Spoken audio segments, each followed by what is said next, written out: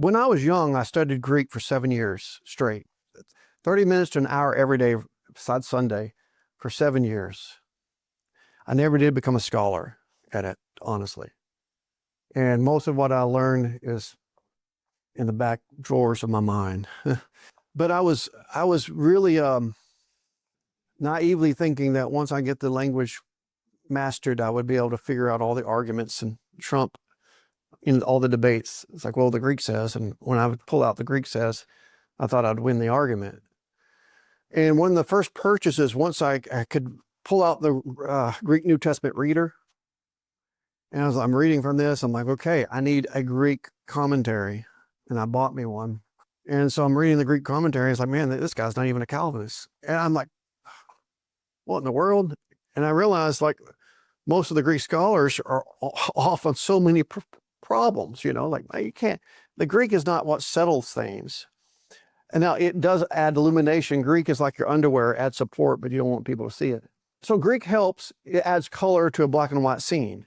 And that color makes it more vivid and more clear and more precise. So we want to learn the languages the best we can. But you know why we can study a dead language and learn it?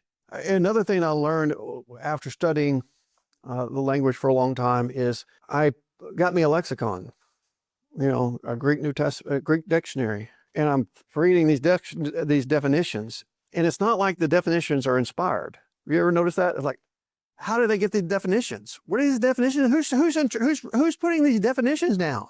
Yeah, they're Greek scholars that are putting them down, but they're getting it from the context in which the Greek word comes from. And that's why when you get in the lexicon, you'll put the usages. You know, that's why we know love could mean different things. And for God so loved the world, the word cosmos can mean different things in various contexts. So context is king. Context, that's the chief element of interpretation. And because you know the meaning of the word by the surrounding words, you can have translations. If you only had one word from a dead language, you couldn't know it. You couldn't know what it meant.